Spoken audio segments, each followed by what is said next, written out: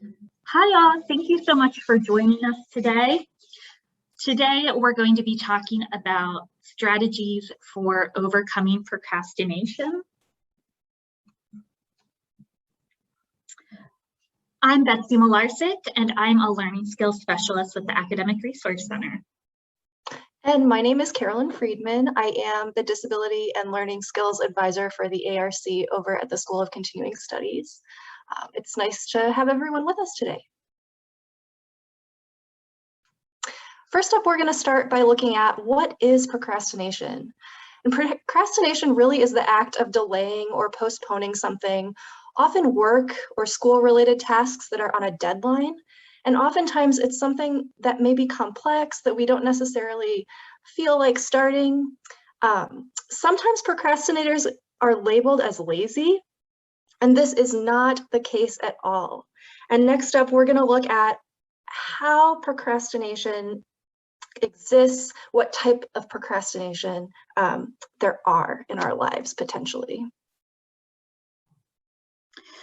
So we've all procrastinated at different times in our lives just by nature of being human, and being in an academic context certainly doesn't help. But a lot of times we might procrastinate for different reasons. We're going to talk about 4 different reasons that you might procrastinate. The first kind of procrastination is what we call anxious procrastination. With this, you are procrastinating as a coping response to the anxiety of starting or completing a task. So this is the idea of if you have a test that you're nervous about and you are so nervous about the test and worried about doing well on it, that you, instead of studying, procrastinate to almost avoid the stress related to the task itself. So this can often lead to more stress and anxiety, even though the reason you're procrastinating to begin with is because of stress and anxiety, but this is essentially an avoidance technique. A different kind of procrastination is fun procrastination. And with this type of procrastination, you're not avoiding the task at hand. Instead, you're drawn by other tasks. You'd rather do anything else except study for that test. So this is when you are turning on Netflix and you mean to watch one episode, but you get sucked in and then 3 hours have gone by and you only have 2 more episodes left in a series and you just can't walk away from that exciting other thing. I know that one well, Betsy. The third type of procrastination is the plenty of time procrastination. Many people find it difficult to start a project when they know the deadline is far away. So if you have a month to go before your big paper is due, even if it's a big project, you might find yourself waiting until right before the due date to start. And oftentimes this happens because we don't set goals for ourselves kind of throughout. Instead, we think, oh, I've got so much time. I'm going to have plenty of time to do it. It's not going to be a problem. And then it becomes something that we put off, which becomes a cycle. And then, the end comes and we finally have to do something. Otherwise, it's not going to get done. And the last type of procrastination, is perfectionist procrastination. Perfectionists always strive for the best and thus are overly critical of their own work. The fear of failing or producing poor work can be so overwhelming for someone that they never actually get around to starting anything. So it's again this idea that you're thinking of something in your mind, and instead of going for it and putting anything on the page, you're just so overwhelmed that you don't start at all.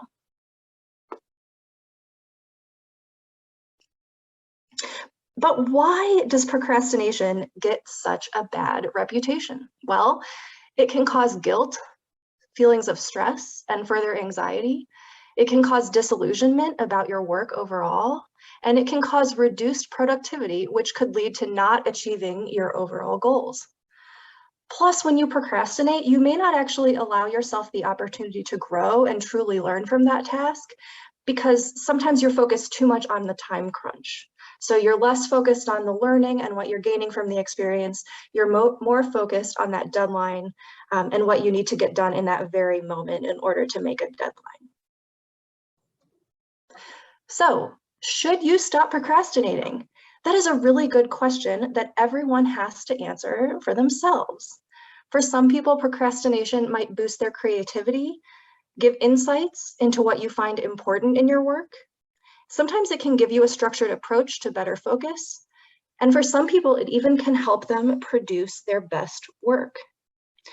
So it's a really good idea, though, to weigh whether these pros are worth it when you also think about the cons, the reasons that procrastination may not be so good. One of those cons is the urgency addiction. So sometimes students who put off working on something until the last minute because they create their best work during that time are ultimately becoming addicted to the sensations related to working on something at the last minute. So procrastination creates predictable sensations that become the primary focus and absorb attention from negative sensations. So if you have that test coming up, you're anxious about the test, you're worried you're going to fail the class, by waiting until the last minute to study for it, you are now focused on the stress of getting through all of your notes in 4 hours because the test is in 4 hours. So basically what you have done is replace your stress around the task with the stress of having an impending deadline. But these predictable sensations that you have created by procrastinating are also negative. So you're just taking one negative emotion and replacing it with another negative emotion. And this makes it feel like you're always in crisis mode. It means that you are constantly on high alert. You feel like you're putting out fires regularly and you're getting through one deadline only to turn immediately to the next deadline because you're focusing on one task at a time. So ultimately, procrastination exacerbates the problems and feelings it sought to remedy. You wanted to avoid your anxiety around this test, so you created a new kind of anxiety. And then because you were working on the test last minute, you didn't start that paper due next week. So now that's last minute. And so when you're constantly responding to deadlines in this way, you're more likely to get burned out because you're working at such a high level. And so constantly putting your all into everything that you aren't taking care of yourself, and burnout is inevitable. So another reason that this can be dangerous is that you're being reactive instead of proactive. So as I mentioned, procrastination leads you to constantly react to your next deadline. And when you do that, you're pushing other responsibilities to the side. So this means that you're staying focused on short-term goals instead of thinking about long-term goals. You are only thinking about that homework assignment that's due tomorrow, and then the day after that, you're thinking about the next homework assignment, but you're not thinking about applying for internships next semester. You're not thinking about those health goals that you had or making connections with professors. Or maybe you're not even thinking about a paper due next month because you're thinking about the homework you have due tomorrow. So you accomplish what needs to be done in the moment, but you fail to work on big picture goals that require more vision. And those big picture goals are ultimately what are going to give you a more satisfying experience as a student. So we're going to go over some tips for battling procrastination. We've broken these down into these different types of procrastination, but all of these tips can be used by all and any kinds of procrastinators. So we welcome you to try some of them out. So for the anxious procrastinator, our number one tip is to use timed study blocks to help you get into the flow. So if you have a large task like write a paper or do a large reading, start with your first step. So take a larger study goal and break it into a smaller task that can provide a good starting point. So just reading the first 5 pages of a 30-page reading, or for a paper, just starting with brainstorming. Then work on your smaller task for 10 minutes. It can be very helpful to set an actual timer so that you see that this is how long you're going to spend on it, and it's a finite amount of time.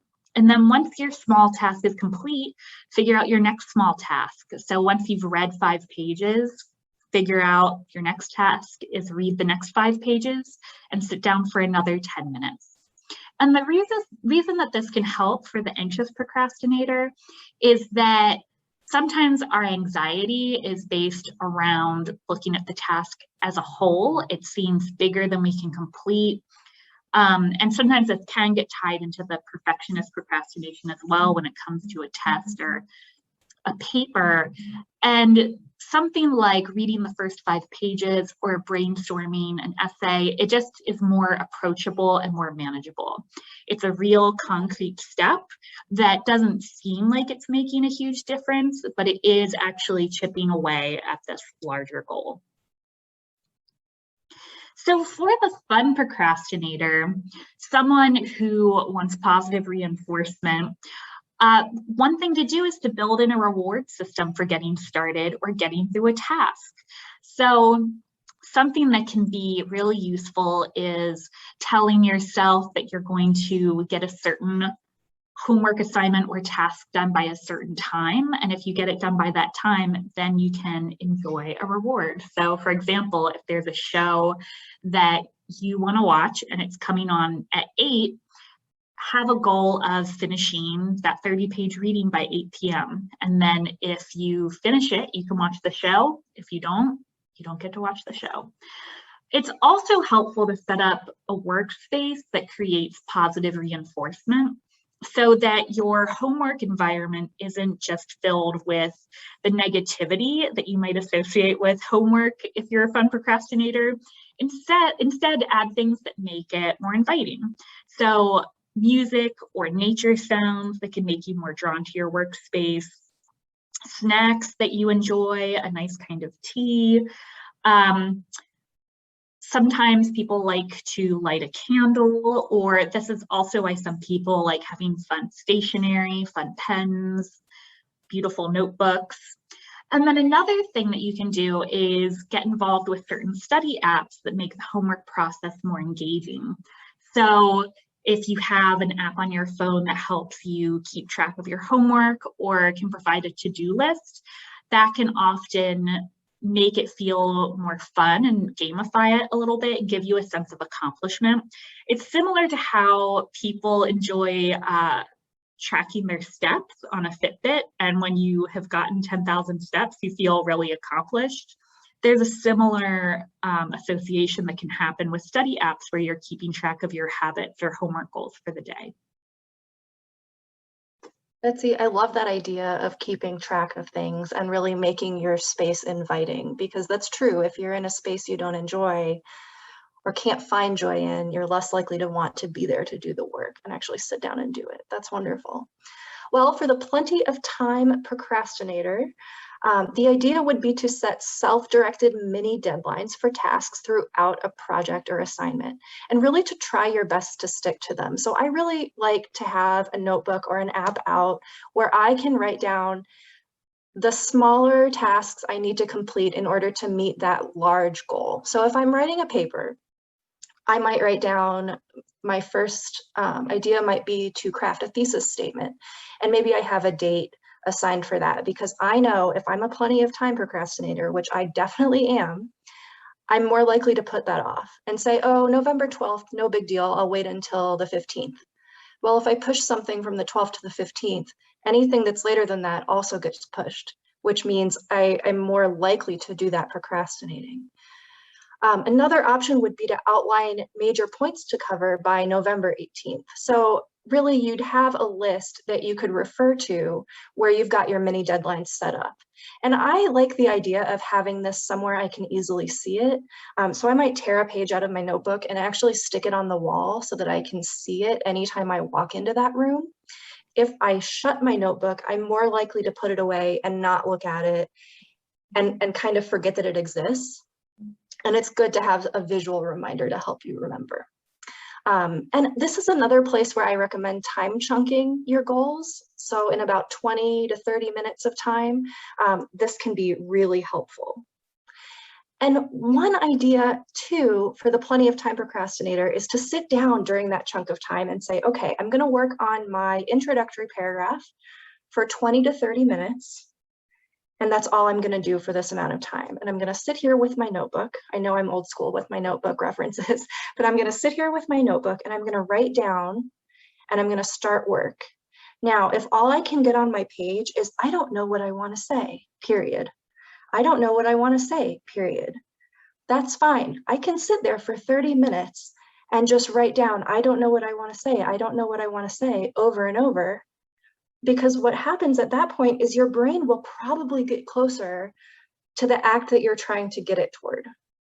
Okay, so you might think, oh, well, that actually makes me think about this other point. Maybe that is something I can add to my introductory paragraph. And you've jotted the note and hey, you're actually making progress. So this is a good thing to do in 20 to 30 minute increments, and you can kind of trick your brain into getting that work started. But it is a good idea to take a break after that chunk of time. And you will likely be more successful working over a longer period of time if you use this incremental plan versus cramming the night before or, you know, a few days before a paper is due. And then lastly, for the perfectionist procrastinator, sometimes the hardest thing to do is really to start. So I want you to give yourself permission to start badly and revise as you continually and steadily work. Okay, so again, develop a study block goal, a goal of a small task you'd like to get going on, but give yourself permission to start badly. Break large tasks into smaller, more manageable goals, and begin each study block by determining which of those tasks you want to focus on during that given time. So you could break that large task, such as writing a paper, into those smaller tasks like we just talked about, such as write that introductory paragraph in this 20 to 30 minute time block. And you could even take it a step further. You could say, maybe I'm not feeling up to writing the whole introductory paragraph today. I know I've got a few more days till that deadline. Maybe today I just want to outline, and that's something that you can do as well. But it's important to be specific about what small steps you're going to accomplish during that study block, and using an app or sticky notes or a notebook to keep track of the progress is really, really important. And one of my favorite tools for a perfectionist procrastinator is to celebrate when you are successfully completing a task. And I love using check marks or just marking something off that I've done, because that can help me see that I have made progress. Sometimes we don't like to think of those little tasks as actually progress filled. We think of progress as being done with the whole assignment, right? But actually every large assignment is built on little tasks that get you to that big goal. And so I think it's important to celebrate those little moments as well. And lastly, please don't be afraid to seek assistance. Visit your professor's office hours. Ask as many questions as you can. Consider meeting up with friends for accountability-based homework sessions. This one can be especially important because it can let you say, okay, I want to study for that biology exam at 5 p.m. And if you've got someone there who is depending on you to be there when they are studying, you're more likely to do that work and to sit down in your chair and actually get that work done. And also feel free to book an appointment with me or with Betsy to discuss time management, organization, procrastination. We are certainly here to help as well. So we wanted to let you know about our next upcoming webinar, which will be on managing test anxiety. So this is related to some of the topics we were talking about around anxious procrastination. It will be on Tuesday, November 9th at 4 p.m. at the same link that we're using for this webinar. And we'll be talking about how to better prepare for upcoming tests and how to respond to anxiety in productive ways.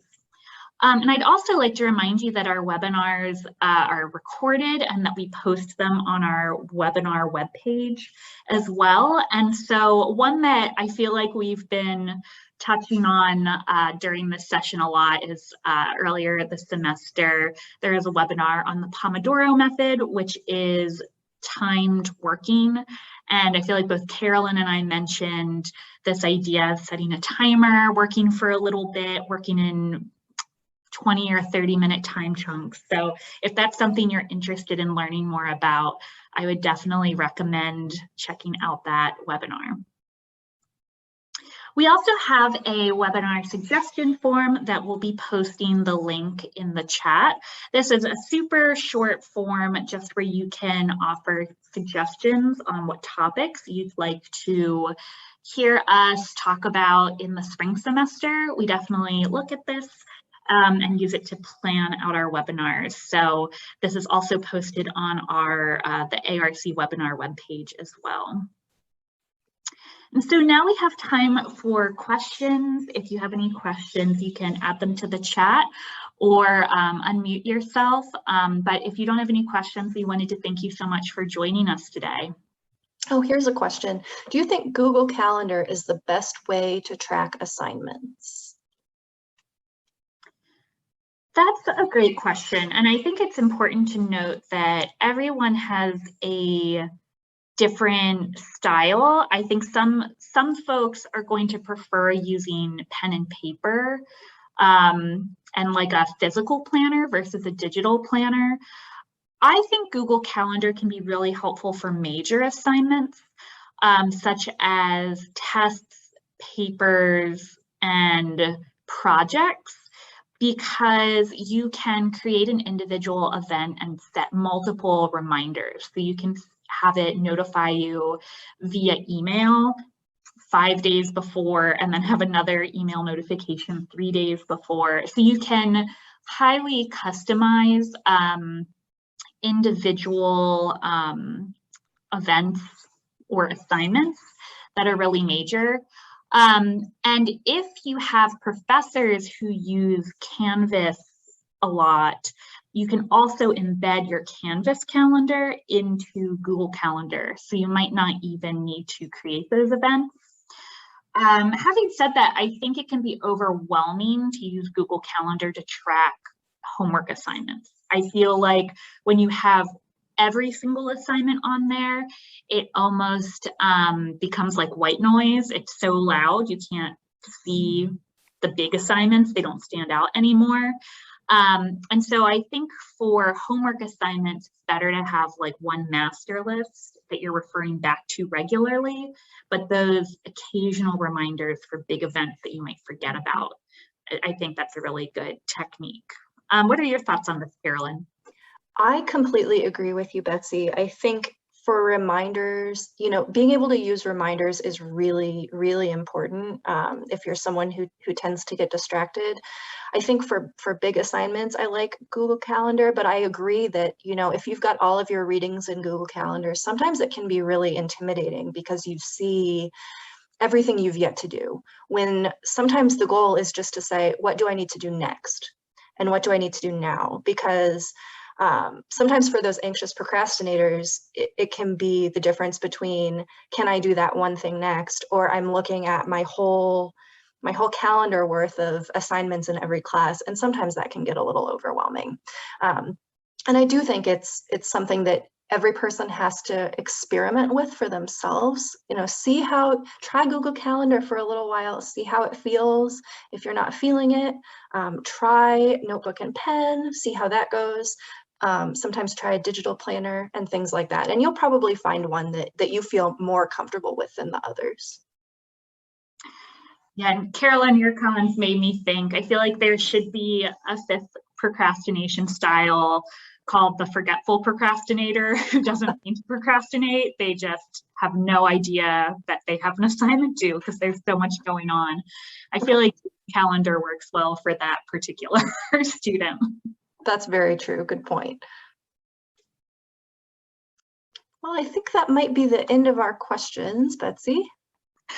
I think so. Well, thank you all for joining us again. And if you do have any other questions, feel free to reach out to either both of us, and we'd be happy to answer them. Thank you again for joining us, and have a good afternoon. Yes, thank you so much. Have a great day.